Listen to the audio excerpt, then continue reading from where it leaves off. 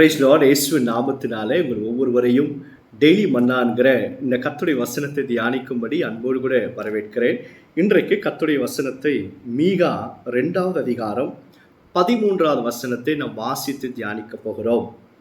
தடைகளை நீக்கி போடுகிறவர் அவர்களுக்கு முன்பாக நடந்து போகிறார்.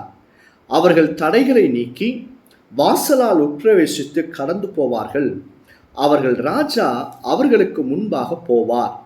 கர்த்தர் அவர்கள் முன்னணியில் நடந்து போவார். தடைகளை நீக்கி போடுகிறவர். இந்த வசனத்தை கேட்கிற கர்த்தருடைய பிள்ளைகளை, உங்கள் வாழ்க்கையில் எந்த ஒரு ஆசீர்வாதத்தையும் அனுபவிக்க முடியாமல் சுதந்திரித்து கொள்ள முடியாதபடிக்கு பலவிதமான தடைகளை உங்கள் வாழ்க்கையில் நீங்கள் அனுபவித்து கொண்டிருக்கீங்களா? இன்றைக்கு கர்த்தர் உங்களை நோக்கி சொல்லுகிறார், தடைகளை நீக்கி போடுகிறவர் அவர் உங்களுக்கு முன்பாக நடந்து போவார். எப்படிப்பட்டவராய் அப்படின்னா, ராஜாவாக அவர் நமக்கு முன்பாக நடந்து போவார். அவர் நடந்து போகும் பொழுது, நமக்கு முன்பாக நடந்து போகும் பொழுது கோணலானவைகளை செவ்வையாக்குவார், கரடானவைகளை சமமாக்குவார், எல்லா சத்துருக்களையும் நிர்மூலமாக்குவார்.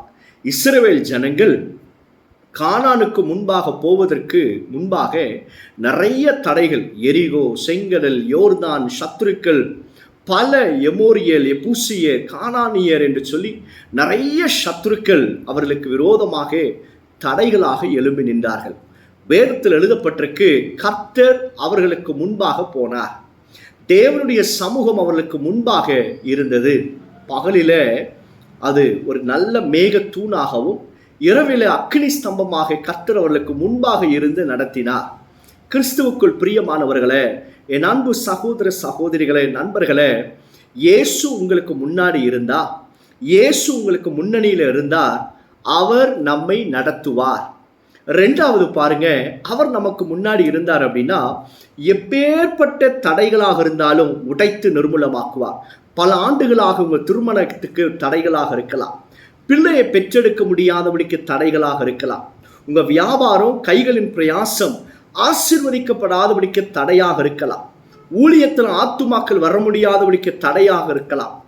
எது தடையாக இருந்தாலும் சரி, உங்களுக்கு முன்பாக எது இருக்கிறது, யார் இருக்கிறார் என்கிறத கொஞ்சம் அலசி ஆராயுங்க. எந்த மனுஷனையோ உலகத்தையோ உங்களுக்கு முன்பாக வைத்துக் கொள்வீர்களானா உங்களால் ஜெயம் பெற முடியாது. உங்களுக்கு முன்பாக இயேசு ராஜாதி ராஜாவா இருப்பாருன்னா நிச்சயமாக தடைகள் விலகும். நிச்சயமாக அவர் உங்களை நடத்தி கொண்டு போவார். அவர் நடத்தி கொண்டு போகும் பொழுது பெரிய விடுதலை உண்டாகும், ஜெயம் உண்டாகும். கர்த்தருடைய பிள்ளைகளை, நீங்கள் நிறைய காரியத்தை முயற்சித்து ஏமாந்து போயிருக்கீங்களா? இயேசுவை உங்கள் வாழ்க்கையில் ராஜாவாக வையுங்க. உங்களுடைய பிரயாசம், பணம், மனிதர்கள் இவையெல்லாம் நம்மளை ராஜாவாக ஆளுகை செய்யும்னா நம்மால் ஜெயத்தை எடுக்க முடியாது.